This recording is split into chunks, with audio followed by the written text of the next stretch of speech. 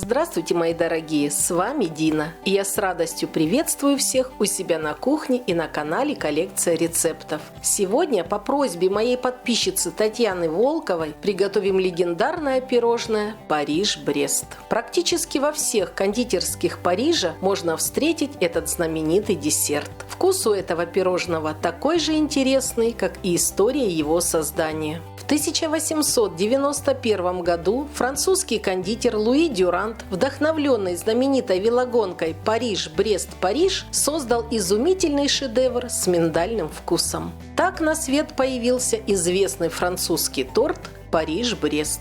Диаметр торта может быть от 30 до 50 сантиметров, но чаще этот десерт подают в виде пирожных. Сама форма пирожных символизирует велосипедное колесо, а традиционное украшение – миндальные хлопья – похожи на велогонщиков, которые едут по кругу. Предлагаю вам вместе со мной приготовить эти пирожные. Порция рассчитана на 18 крупных пирожных. Если для вас это много, уменьшите количество продуктов в 2 раза. Для этого рецепта нам понадобится: для теста 250 мл воды, 250 мл молока, 200 г сливочного масла, пол чайной ложки соли, 1 чайная ложка сахара, 300 г муки, 9 яиц. Для крема 400 мл молока, 500 г сливочного масла, 2 яйца, 100 г сахара, 2 чайные ложки кукурузного крахмала, 2 чайные ложки муки и ванилин. Для пралине 200 г фундука, 200 г сахара. И для украшения миндальные хлопья и сахарная пудра. Основа этого десерта – заварное тесто. Для его приготовления в ковш или кастрюлю выкладываем сливочное масло, выливаем молоко, воду, высыпаем соль и сахар. Отправляемся к плите. Устанавливаем кастрюлю на огонь и доводим массу до кипения. Как только она закипит, высыпаем просеянную муку и, не переставая мешать, завариваем тесто в течение 1-2 минут. При этом следите, чтобы не образовались комки. Как только заварная масса начнет отходить от стенок посуды, она готова. Перекладываем горячее тесто в чашу миксера. Устанавливаем насадку лопатка и на средних оборотах охлаждаем его до температуры 70 градусов.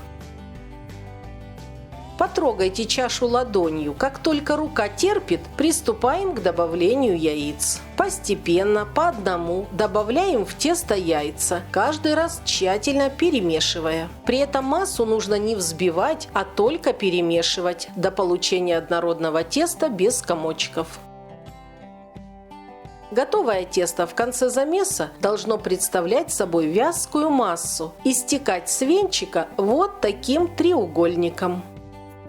Заварное тесто перекладываем в кондитерский мешок с зубчатой насадкой. Противни выстилаем силиконовым ковриком или пергаментной бумагой, слегка смазанной растительным маслом.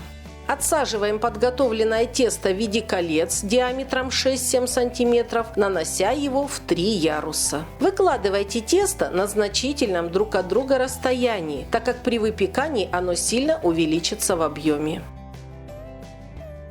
Присыпаем кольца необжаренными миндальными хлопьями и устанавливаем подготовленные противни в заранее разогретую до 250 градусов духовку. Перед установкой противней в духовку переключаем температуру на 0, устанавливаем противни в духовку, закрываем дверцу и засекаем 12 минут.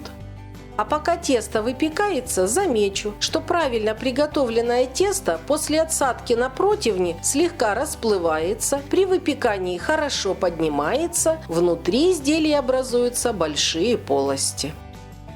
Спустя 12 минут устанавливаем температуру в духовке на 175 градусов и, не открывая дверцы, выпекаем еще 30 минут. Напомню, что противни должны быть смазаны очень тонким слоем жира. На жирно смазанном противне донышки изделий получатся рваными. Если же противень совсем сухой, изделия прилипнут к нему, и после выпечки их придется срезать ножом. Тем временем наши кольца испеклись. Достаем их из духовки. А пока они будут остывать, подготовим ореховое пралине. Для этого устанавливаем сковороду на плиту и одновременно высыпаем в нее орехи и сахар. А пока сахар плавится, скажу, что такое пралине. Это обжаренные орехи в карамели. Здесь главное не пережарить сахар, чтобы карамель не сгорела, иначе в дальнейшем крем будет горчить. Выливаем готовую карамель с орехами на силиконовый или тефлоновый коврик и равномерно ее распределяем, чтобы она полностью остыла. А пока пралине остывает, займемся приготовлением заварного крема. Для этого устанавливаем ковш на плиту, выливаем молоко и высыпаем ванилин. А пока ванильное молоко закипает, в отдельную посуду выбиваем яйца, добавляем сахар и быстро перемешиваем. Туда же высыпаем муку и крахмал. Я предпочитаю добавлять кукурузный крахмал, так как с ним крем получается более мягкий и легкий. Как только молоко закипит, вливаем в яичную смесь примерно 1/3 кипящего молока.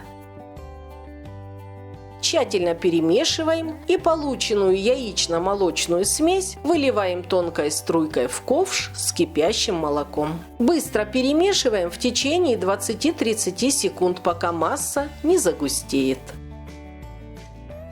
Снимаем заварной крем с огня и перекладываем в другую емкость. Накрываем чашу крышкой или пленкой, чтобы крем не заветрился, и убираем в холодильник до полного охлаждения. А пока мы варили крем, наши орехи в карамели остыли и легко отходят от коврика. Поломаем их на небольшие кусочки, чтобы легче было измельчить в блендере.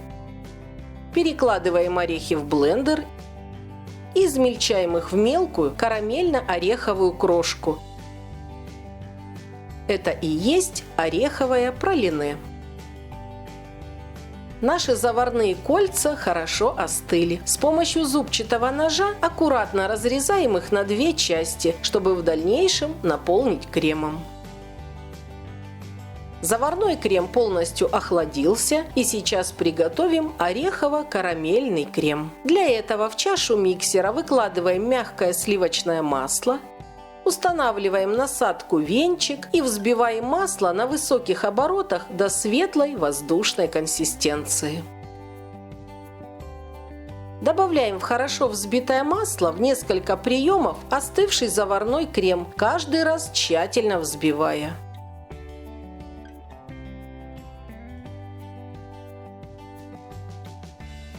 Откладываем немного измельченного пралине в отдельную чашу. Оно понадобится нам чуть позже. А основную массу выкладываем в крем и еще раз хорошо взбиваем.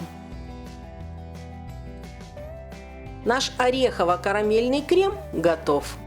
Перекладываем его в кондитерский мешок с зубчатой насадкой и приступаем к наполнению пирожных. Для этого снимаем верхнюю срезанную часть и фигурными движениями заполняем кремом нижнюю часть пирожного.